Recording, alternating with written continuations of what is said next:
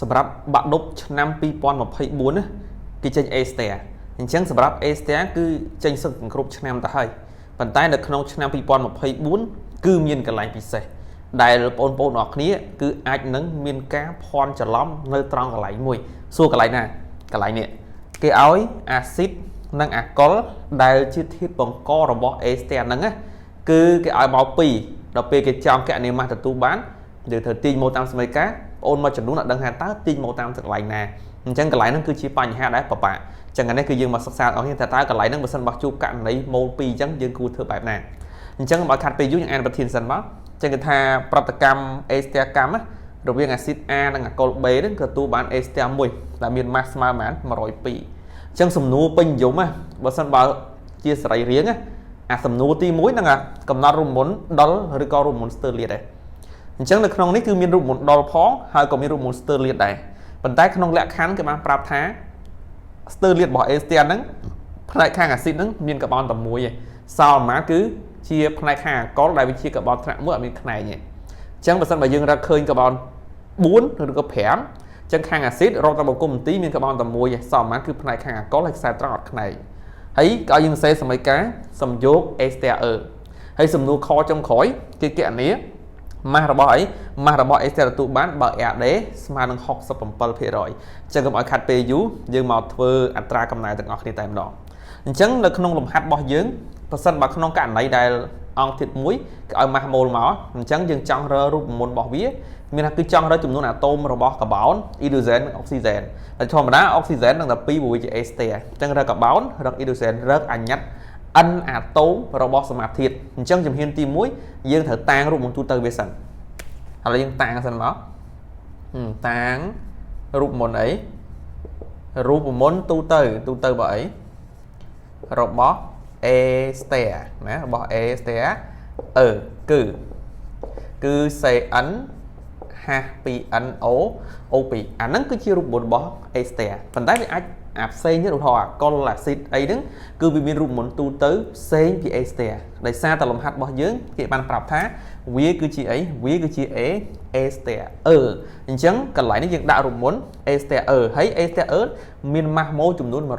អញ្ចឹងឯងយកអា2ហ្នឹងឲ្យវាស្មើគ្នាមកទីរកអញ្ញត្តិ n អាតូមរបស់កាបូនអ៊ីដ្រូសែនបានហើយអញ្ចឹងយើងដាក់មកគេអី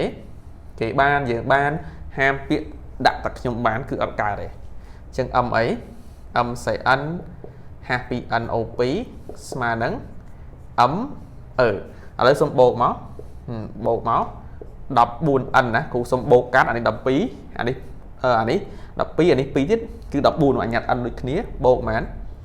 32ស្មើនឹង102នេះអញ្ចឹងយើងដាក់មកយើងទាញរកនាំឲ្យ n ស្មើនឹងមែន102ដក32ចែកនឹង10 4រុញចុះក្រោមអញ្ចឹងស្មើនឹង5អញ្ចឹងយើងអាចដាក់បានអីគេនេះដូចនេះរូបមន្តអីរូបមន្ត molecule ឬរូបមន្តដុលគឺតែមួយទេកុំឲ្យច្រឡំគ្នា molecule ក៏បានដុលក៏បានហើយយើងរកអញ្ញត្តិ n ជំនួសចូលរូបមន្តទូទៅអញ្ចឹងគឺអីដោយសារតែកាបូននេះស្មើ5អញ្ចឹងសេ5ហាស់ប៉ុន្មាន5 2 ដង 10 O យ៉ា O2 នេះអញ្ចឹងប៉ុណ្ណេះមកគឺគេហៅថាអីគេហៅថារូបមន្តដុលលេសអញ្ចឹងការកំណត់រូបមន្តដុលគឺស្រួលលេសហើយអាចទៅមើលនៅក្នុង page របស់ startup ក៏បានដែរគូបានថតដែរក៏មានអានឹងដែរហើយមើលនៅក្នុង YouTube របស់លោកគ្រូក៏មានអានឹងដែរ search ឈ្មោះគ្រូទៅនេះ YouTube របស់គ្រូបងប្អូនអ្នកអាច search បាន non ចន្ទធីនេះ non ចន្ទធីឬក៏នៅក្នុង page startup ក៏មានអានឹងដែរដូចគ្នាអាចចូលទៅមើលបាននៅក្នុង playlist របស់លោកគ្រូហើយ search ក្នុង YouTube របស់លោកគ្រូក៏មានអានឹងដែរណា YouTube មានដូចគ្នាតោះអញ្ចឹងពេលដែលយើងកំណត់បានរូបមន្តដុលហើយគេឲ្យកំណត់មួយទៀតគឺកំណត់អីនេះកំណត់រូបមន្ត sterlit ក៏សរសេររូបមន្ត sterlit ឥឡូវយើងដាក់តមកសរសេរអីរូបមន្ត sterlit នេះអញ្ចឹងសម្រាប់ sterlit ហ្នឹងយល់ពាក្យ sterlit ទាំងអស់គ្នាណា sterlit គឺទម្រង់ពលិតចេញពីរូបមន្ត molecule ឲ្យទៅជាទម្រង់លាតកាបូនតមួយនឹងកាបូននៅក្នុងកន្លែងនេះគេបានប្រាប់យើងនេះគេបានប្រាប់យើងថាម៉េចអាស៊ីតមានអាតូមកាបូនតែមួយឯង សល់ប្រមាណគឺជាផ្នែកអាកុលដែលជាអាកុលថ្នាក់មួយគ្មានផ្នែកអញ្ចឹង A star មានតម្រងចេះ air COO air prim ចេះអានេះគេហៅថាផ្នែកខាងអី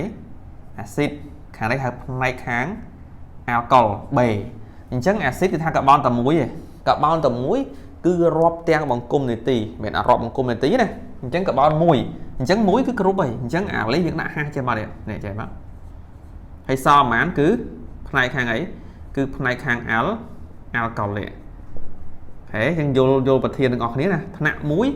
អត់មានតខ្នែងទេគឺជាខ្សែត្រង់អញ្ចឹងកន្លែងនេះបើសិនអូនដាក់ខ្នែងខុសលក្ខខណ្ឌមកគេប្រាប់ថាលក្ខខណ្ឌគេប្រាប់ថាវាជាខ្សែត្រង់ហើយអាស៊ីតកាបូនតែមួយនេះអញ្ចឹងអាស៊ីតកាបូនតែមួយនេះឃើញអត់ពេលណៃភ្ជាប់ជាអាស៊ីតយ៉ាងឯងដាក់ចេះ COO ហាចេះឃើញកាបូនតែមួយអញ្ចឹងពេលដែលយើងឆ្លើយទោះយើងឆ្លើយធ្វើម៉េចស្រួលទេដោយសារយើងទាញអានឹងចេញពីបំរាប់អញ្ចឹងគេដាក់ថាអីដាក់ថា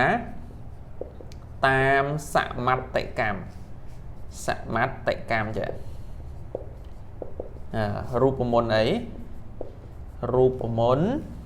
ស្ទើលៀតណាស្ទើលៀតរបស់គឺ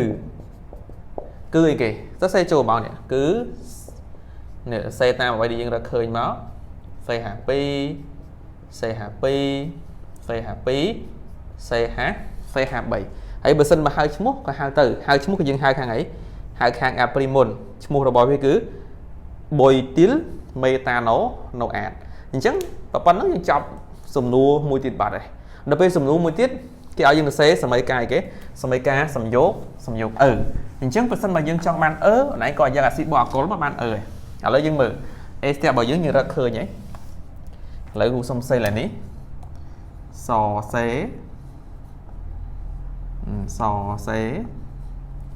សមីការសំយោគសមីការសំយោគអញ្ចឹងយើងបាន A star នេះ A star អញ្ចឹងដើម្បីបានអាស៊ីតយើងភ្ជាប់ជាមកនេះកន្លែងនេះគឺយើងភ្ជាប់ជាអាស៊ីតយ៉ាងហាអាកុលកាបូនប៉ុន្មានកាបូន4អត់ឯងសេតគ្នាមកអញ្ចឹងអានេះអូហានេះអត់ឯងចង់សេខាងមុខនេះក៏បានចង់សេខាងក្រោយនេះក៏បានដូចគ្នាចុងក្រោយគឺវាផ្ដាច់ម៉ូលេគុលទឹកឡើងនេះផ្ដាច់អានេះមកអញ្ចឹងយើងបានភ្ជាប់គ្នាមកវិញមកយើងបានអីហា COO CH2 CH2 CH2 CH3 បូកអីបូកជាមួយនឹងទឹកអានេះគេហៅថាប្រតិកម្មសំយោគឬក៏គេហៅថាប្រតិកម្មអេស្ទែកម្មបានដូចគ្នាណាដល់ពេលសំណួរនេះយល់ទេណាអត់យល់អាចខមមិនឬក៏អាចសួរបានអត់អីទេហើយខាងក្រោមនេះគឺយើងចង់កណនាម៉ាស់ទទួលអញ្ចឹងម៉ាស់ទទួលឥឡូវយើងមើលក្នុងករណីប្រូតូកូល2អញ្ចឹងយើងទាញមិនឥឡូវយើងដាក់សំណួរសិនខរកអីរកម៉ាស់ទទួលអញ្ចឹងដោយសារតែគេឲ្យ AD មកអញ្ចឹងម៉ាស់ទទួលគឺឯងទៅរកតាម AD ឥឡូវយើងស្វែងយល់ពី AD សិនណាឥឡូវយើងដាក់សិនមកតាម AD ស្មើអីស្មើម៉ាស់ទទួលអូនអាចដាក់ពិតក៏បានដាក់ពីសោតក៏បានដូចគ្នាដាក់ទទួលក៏បានដែរឲ្យត្រូវជាមួយនឹងលំហាត់របស់យើងតែម្ដងឲ្យគុណនឹងប៉ុន្មានគុណនឹង 100% ឥឡូវយើងទាក់នេះម៉ាស់អីម៉ាស់ទទួលឥឡូវនេះម៉ាស់ទទួលស្មើនឹងអីនេះ AD គុណអីគុណនឹងម៉ាស់ទ្រឹស្ដីលើអីលើ100ឥឡូវយើងមើលសិនឥឡូវយើងមើលមួយសិនឥឡូវ AD មានតែ67%អញ្ចឹងម៉ាស់ទទួលគឺឥឡូវចាំទាំងអស់គ្នានេះ46អានេះ 17.8 14.8 ឥឡូវយើងមើលម៉ាស់ទ្រឹស្ដីនេះយើងអត់ស្គាល់ទេយើងទាញរើវាឥឡូវយើងដាក់សិនមកតង់ណាម៉ាស់ទ្រឹស្ដីឥឡូវយើងដាក់មកម៉ាស់ទ្រឹស្ដីស្មើអីម៉ាស់ទ្រឹស្ដីពូសំស័យកាន់បាត់ស្ដីឯងម៉ាស់ទ្រឹគុណនឹងម៉ាស់ម៉ូរបស់ mà một ở nhưng ra khơi miên hay sao nó không có thiên cái ai máu mà rồi pi đó ok tỏ lấy dương mơ sần nó không làm hạt bò dưỡng ấy chỉ mặc từ đây ấy chỉ mặc bị sáu rồi còn mặc từ tu bàn chắc là pi cứ khó khăn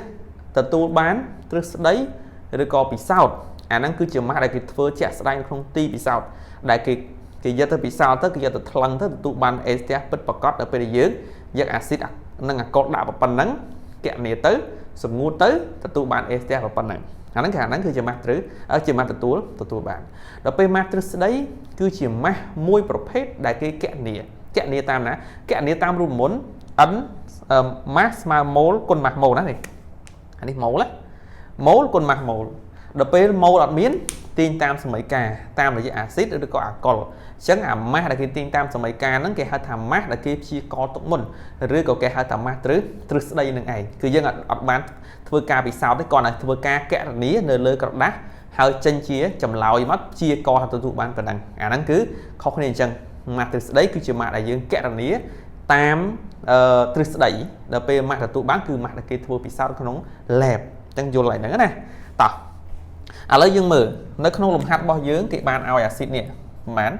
4.6 អានេះ 14.8 ក្រាមអញ្ចឹងអានេះគឺយើងអាចរកម៉ូតបានអានេះម៉ូត A អានេះអីម៉ូតអីម៉ូត B អញ្ចឹងនៅក្នុងករណីម៉ូត 2 អញ្ចឹងនៅពេលយើងចង់បានម៉ូលរបស់ A ស្ទះនេះយើងចង់ទាញមករកអាម៉ូត E នេះម៉ូត E ទ្រឹស្ដីហ្នឹងណាសួរយើងទាញធ្វើម៉េចអញ្ចឹងកន្លែងនេះដើម្បីទាញរកម៉ូតទ្រឹស្ដីយើងទៅមើលម៉ូតទាំងពីរហ្នឹងអាណាជាប្រតិកកំណត់អញ្ចឹងបងអូនខ្លះប្រហែលជាមិនទាន់ឮឬក៏មិនទាន់យល់អំពីពាក្យថាប្រតិកកំណត់ហ្នឹងទេពាក្យថាប្រតិកកំណត់ជាប្រតិកដែលកំណត់ប្រតិកម្មអាណាដែលតូចចូលក្នុងប្រតិកម្មអស់អាហ្នឹងហៅថាប្រតិកកំណត់ដែរ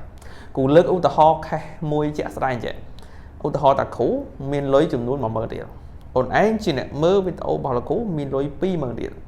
អញ្ចឹងនៅពេលដែលយើងចាយទាំងពីរអ្នកឃើញនៅក្នុងសមីការអានេះ1ម៉ូលតាមសមីការអានេះប៉ុន្មាន1ម៉ូលម៉ូចូលស្មើគ្នាអញ្ចឹងបើសិនបើខ្ញុំមាន 10000 ខ្ញុំអាចចាយបាន 10000 ដែរអញ្ចឹងបើសិនជាយើងទាំងពីរស្មើគ្នាអូនឯងទៅចាយ 10000 តាមខ្ញុំដែរអញ្ចឹងអូនឯងចាយ90របស់អូនឯងមាន 20000 អញ្ចឹងអូនឯងទៅចាយតាមខ្ញុំអញ្ចឹងខ្ញុំចាក់កំដត់អូនឯងហើយឬក៏ចេះវិញអូនឯងមាន 20000 អញ្ចឹងអូនឯងមានលទ្ធភាពអាចចាយ 20000 អញ្ចឹងខ្ញុំបើសិនជាចង់ចាយតាមអូនឯង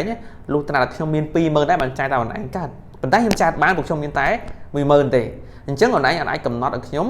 ចាយតាមអូនឯងបានទេប៉ុន្តែអូនឯងអាចចាយតាមខ្ញុំបានព្រោះខ្ញុំចាយ 10000 អូនឯងមាន 20000 ចាយ 10000 បានអញ្ចឹងគេថាខ្ញុំគឺជាប្រតិកកំណត់ហើយអញ្ចឹងខ្ញុំជាអ្នកតូចអ្នកចាយអស់គឺអ្នកប្រតិកកំណត់អញ្ចឹងដើម្បីដឹងថាអាណាជាប្រតិកកំណត់ហើយយើងចង់ទាញវាតាមសមីការពួកទទួលបានទាញតាមអាតូចអាណាជំនុំបដកម្មអស់អញ្ចឹងដំបូងអូនឯងរកអីរក n របស់អាស៊ីតសិនអញ្ចឹងយើងដាក់មកតាម n អាស៊ីតស្មើអីស្មើនឹងម៉ាស់អាស៊ីតលើម៉ាស់ម៉ូលអាស៊ីតឥឡូវម៉ាស់អាស៊ីតស្មើប៉ុន្មានម៉ាស់អាស៊ីតរបស់យើងគឺស្មើនឹង 4.6 ក្រាមម៉ាស់ម៉ូលរបស់អាស៊ីតស្មើប៉ុន្មាន46អូនអាចបូកមកឃើញប៉ុណ្្នឹងហើយតោះអញ្ចឹងរឿងរក n អាស៊ីតស្មើ 4.6 ចែក46អញ្ចឹងស្មើនឹង 0.1 ម៉ូលឃើញមួយឥឡូវតើរក n របស់អីមួយទៀត n របស់អាកុលម្ដងហើយសុំលុបចោលហ្នឹងឥឡូវត្រូវ n អាកុលម្ដង n អាកុល b ណាតាម n អាកុល b ស្មើម៉ាស់ b លើម៉ាស់ម៉ូល b ឥឡូវម៉ាស់ b ស្មើនឹង 14.8 ក្រាមម៉ាស់ម៉ូល b អូនឯងបូកមកស្មើនឹង78 ក្រាមក្នុង1ម៉ូលឥឡូវយើងអាចទាញបាន 14.8 ចែក 74 ស្មើ 0.2 ម៉ូលអញ្ចឹងយើងមើលអាស៊ីតមានចំនួន 0.1 អាកុលមាន 0.2 អាស៊ីតតូចជាងអាស៊ីតជាប្រតិកកំណត់អញ្ចឹងទ្រឹស្ដីកើតតាមអាស៊ីតជាអ្នកកំណត់អញ្ចឹងយើងដាក់មកថាអីដោយ NA តូចជាង NB អញ្ចឹងនាំឲ្យអាស៊ីតជាប្រតិកកំណត់អញ្ចឹងខ្លួនឯងទាញតាមសមីការមកតាម សម័យកាទ្រឹស្ដីស្មើ n acid ស្មើ 0.1 មីម៉ូលអញ្ចឹងយើងបានអីគេអាចទាញបាន mass ទ្រឹស្ដីស្មើនឹង mol ទ្រឹស្ដីគុណនឹង mass mol ស្មើនឹង 10.2 ក្រាមអញ្ចឹងកន្លែងគ្រូបញ្ជាក់បន្តិចណាដែលមានទ្រឹស្ដីណាហើយអត់មានពិសោធន៍ទេព្រោះ mass mol អាពិសោធន៍ហ្នឹងក៏ mass អីស្ទះតែមួយអញ្ចឹង mass វាស្មើតែគ្នាតែមានទ្រឹស្ដីទេអញ្ចឹងចាំច្រឡំអញ្ចឹងយើងដាក់មកយើងបានណាយើងបានអី mass ទទួលស្មើនឹង mass ទ្រឹស្ដីគុណឲ្យ AD ចែកនឹង 100 ភាគ 100 ចុះឯងចែកមកចែកឃើញប្រមាណគឺជា mass A ស្ទះតទទួលឯងអញ្ចឹងនៅក្នុងវីដេអូមានប៉ុណ្្នឹងហើយបើឆ្ងល់អាចសួរបន្ថែមទៀតបានហើយជួបគ្នានៅក្នុងវីដេអូបន្តទៀតឆ្នាំ2025មួយទៀត